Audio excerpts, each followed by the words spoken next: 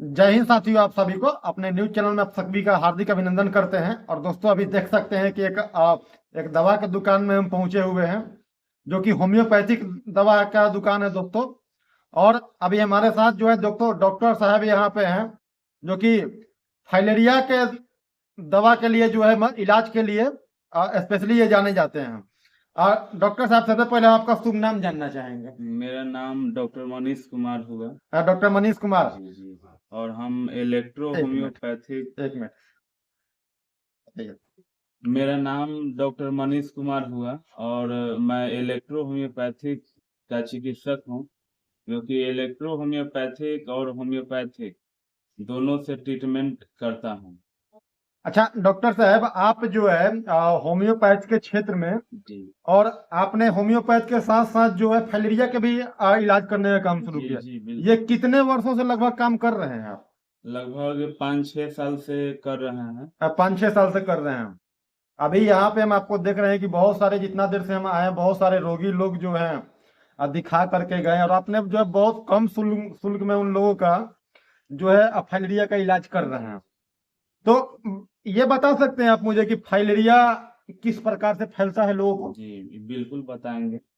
Filaria जो है बहुत सारे कीड़े मकोड़े से भी फैलते हैं, जी। और मेन पर्पस होता है उसका वायरल इन्फेक्शन।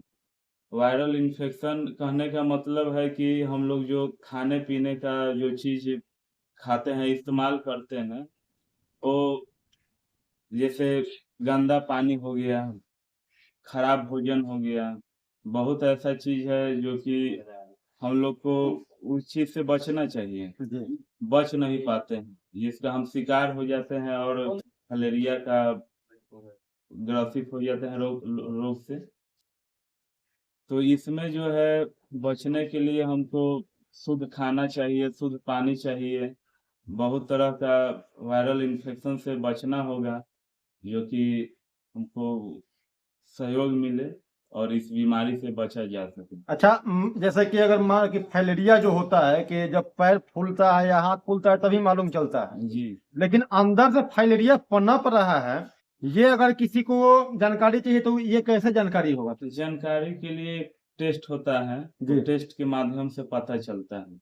अच्छा। और ऐसे भी बहुत सारे लक्षण हैं जो कि देखने से भी पता चल जाता है कि फलेरिया हुआ है। तो उसमें है, त्वचा में सूजन होने लगता है। सूजन हो सकता है पूरे शरीर में भी हो सकता है, कोई जरूरी नहीं है कि एक जगह से शुरू हो। या हो सकता है कि फीवर के कारण से भी शुरुआती हो सकता है, जैसे बुखार आना, बदन में दर्द होना, कोई कीड़ा मकोड़ा काट ले, उसके वजह से भी फलेरिया का आगमन हो सकता है। अच्छा, अब यहाँ पे जैसे कि बताया आपने कि फाइलेरिया के लक्षण के बारे में। जी जी। फाइलेरिया कितने प्रकार का होता है डॉक्टर साहब? फलेरिया देखिए, हम लोग होम्योपैथिक से इलाज करते हैं। जी। होम्योपैथिक में कहा जाता है कि लक्षण विशेष पर ध्यान देते हुए पेशेंट को इलाज किया जाता है। जी। माने लक्षण देखते हुए उसको पता किया जाता है कि फलेरिया है कि क्या है। अगर फलेरिया का लक्षण है तो उसका ट्रीटमेंट शुरू किया जाता है। हम बहुत लोगों को ये चीज देखते हैं कि कोई का अधिकतर फाइलेरिया जो होता है पैर में होता है। पैर में क्या होता है। इसके अलावा भी शरीर के किसी अंग में होता है क्या? हाँ बिल्कुल होता है।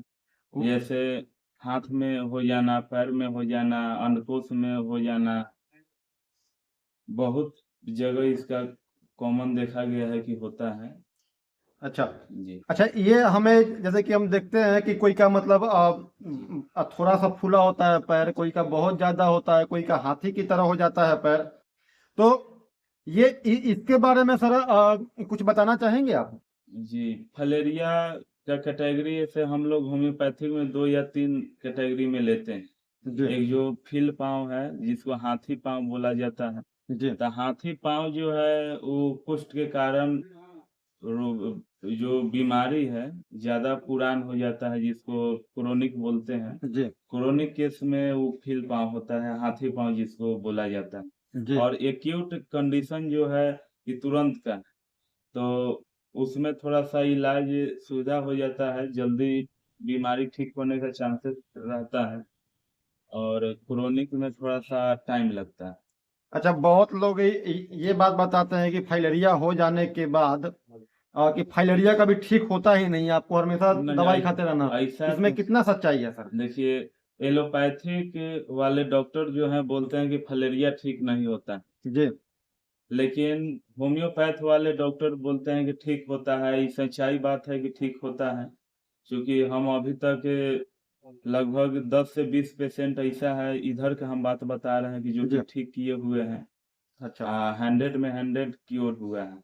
अभी तक एक एक साल 8 महीना 7 महीना होने जा रहा है, लेकिन अभी तक कोई कंप्लेन नहीं है कि फिर से दोबारा हो गया है। अच्छा, मुझे एक और बात, ये बात बताइएगा कि जिनका अगर हाथी पैर अगर हो गया हो, जी तो उनको जो है 10 साल पुराना फाइलेरिया हो, जी जी। उनको आप कितने दिनों में ठीक करने की गारंटी लेते हैं सर? जैसे हाथी पाँव जो बोला जाए, जी तो वो थोड़ा सा कठिन हो जाता है इलाज करना, जी। और उसमें ठीक भी हो सकता है, नहीं भी हो सकता है। ये कोई जरूरी नहीं है कि ठीक ही हो जाए, अच्छा, क्योंकि उसका उसका क्रोनिक गारंटी नहीं है? नहीं, क्रोनिक क्रोनिक हो जाता है। जैसे 5 साल 10 साल पुराना है, हाथी पाँव हो जाता है, वो थोड़ा सा टफ हो जाता है इलाज करना। अच्छा, जिनका अगर मान लेते हैं साल भर 1.5 साल 2 साल अगर पुराना अगर होता है, और वो भी अगर हाथी पाँव में अगर तब्दील हो गया हो, उसका कितने दिनों में सर आप उसको जो है ठीक कर सकते हैं उसको? ये ठीक करने के लिए 3 से 4 महीना चाहिए अच्छा टाइम जो। आ, उसमें भी है कि ठीक होता है, लेकिन पूरा ठीक नहीं हो पाता है। हाथी पाँव जो है अच्छा। पूरा ठीक नहीं हो पाता है, लेकिन हद तक ठीक हो जाता है। पेशेंट को बहुत आराम मिलता है, अपना हर कार्य को कर सकता है।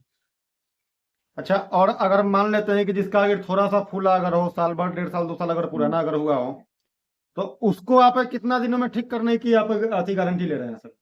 उसको 6 महीना में ठीक कर देंगे। 6 महीना में ठीक हो छह जाएगा? महीना, हाँ हाँ, काफी है 6 महीना। जैसा कि ये स्थान सर कहाँ पे है, एक बार अपने से बता दीजिएगा। ये आपका परमानंदपुर सिताबगंज पड़ेगा, जी। सिताबगंज, जो कि सोनपुर क्षेत्र में पड़ता है। अच्छा, अपना मोबाइल नंबर भी सर बता दीजिए, अगर जिनको अगर कांटेक्ट करना हो तो वो कांटेक्ट कर सकते हैं आपसे। मेरा कांटेक्ट नंबर हुआ 9110093064। अच्छा सर, ये मुझे एक बात बताइएगा कि आपके घर परिवार में और भी कोई जो है होम्योपैथ का काम करता है क्या? ये अभी तो मैं ही हूँ। अच्छा, आप ही कर रहे हैं? अच्छा, होम्योपैथ के बारे में सर आपको जानकारी कहाँ से मिला? इसके बारे में कोई पढ़ाई लिखाई भी किए हैं क्या यहाँ पे? जी, हम इलेक्ट्रो होम्योपैथिक से BMS डिग्री लिए हुए हैं। अच्छा जी, वहीं से इलेक्ट्रो होम्योपैथिक और होम्योपैथिक दोनों को जानते हैं, जी। और दोनों से हम अपना इलाज करते हैं। अच्छा, लगभग प्रतिदिन यहाँ पे आपके पास कितने रोगी आ जाते होंगे? वही 25 से 30 पेशेंट 25 से देखते 30 हैं। पेशेंट मतलब प्रतिदिन आ रहे हैं? जी और यहाँ पे जो ये जो आपका स्थान है, दुकान यहाँ पे है, यहाँ पे आपका क्लिनिक है, तो यहाँ पे आप सर लगभग कितने वर्षों से यहाँ पे आपका क्लिनिक जी, आपका है? यहाँ 4 साल से है। 4 साल से है? तो 4 साल से प्रतिदिन लगभग जो है आपका 2:30-3 बजे के आसपास क्लिनिक खुलता है? 2:30-3 बजे। 2:30-3 बजे आता है, और 30 40 50 रोगी जो है मतलब कि प्रतिदिन आपके पास आते ही हैं? जैसा कि साथियों अभी देख रहे हैं कि हम भी एक फाइलेरिया के रोगी के साथी भी आए हुए थे, और हमने देखा दोस्तों कि अभी नया नया करीब 1.5 से 2 साल उसका फाइलेरिया का हुआ था, और उनके साथ आए तो फाइलेरिया दम 9 के बराबर हो गया, लास्ट स्टेज चल रहा है उनका दवा का। तो हमने सोचा कि भाई कि डॉक्टर साहब, जो कि बहुत सारे लोग हमें हमें बताया कि फाइलेरिया कभी ठीक ही नहीं होता है, लेकिन फाइलेरिया इनका ठीक होने के कगार पहुंच चुका है, तो क्यों ना डॉक्टर साहब के जो है फाइलेरिया के बारे में कुछ पूछ लिया जाए। और डॉक्टर साहब ने हमें समय दिया, और डॉक्टर साहब आपसे ये बात पूछना चाहेंगे कि अभी आपका जो है ये फाइलेरिया के प्रति जो आपने बताया कि उसमें बहुत लोग हमें जानकारी लोग दिया कि अगर किसी को ब्लड डोनेट करना अगर हो तो वो व्यक्ति ब्लड डोनेट नहीं कर सकता है, इसमें कितना सच्चाई है? देखिए, कहने का मतलब है कि फाइलेरिया पेशेंट जो है जी ठीक होने के बाद ब्लड डोनेट कर सकता है। जी। इसमें कोई तरह का दिक्कत आगे चल करके नहीं होता है।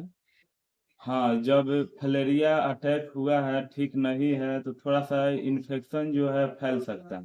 अच्छा लेकिन ठीक होने के बाद ब्लड डोनेट कर सकता है, दे सकता है, ले सकता है, अच्छा, इसमें तो कोई जितना दिन अगर फाइलेरिया शरीर में है उतना दिन वो मतलब ब्लड किसी को डोनेट नहीं कर नहीं सकता। कर सकता है, चूँकि ब्लड से थोड़ा-सा चांस जो है बढ़ जाता है किसी में होने के लिए, अच्छा इसलिए उसको ब्लड नहीं देने में ही अच्छा है। अच्छा, अगर मान लेते हैं सर कि जिसको अगर फाइलेरिया अगर हो गया, ठीक, हुँ।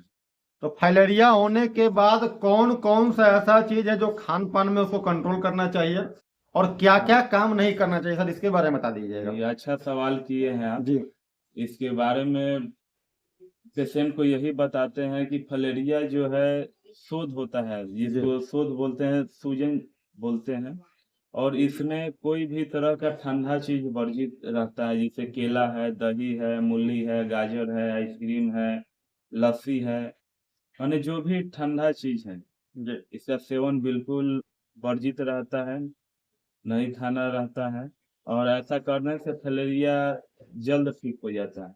अच्छा, जैसे कि ठंडा में हो गया कोल्ड ड्रिंक्स हो गया, हाँ, कोका कोला, पेप्सी, ठंडा पानी, हाँ, ये सब ये वर्जित सब है, चीजों से वर्जित रहना वर्जित चाहिए। रहना है। हाँ, और सर अभी ठंड का समय भी आ रहा है, ठंड के समय में तो मतलब जैसे ही आदमी घर से निकलेगा जी। तो उसमें जो है ठंडा लगना होता है। हाँ, देखिए, तो वेदर वेदर जो है ठंड रहता है, जी लेकिन मेन होता है कि खाने से बचना चाहिए। अच्छा वेदर अगर ठंडा भी है तो उतना नुकसान नहीं पहुँचाएगा जितना कि ठंडा खाने-पीने से फैलता है।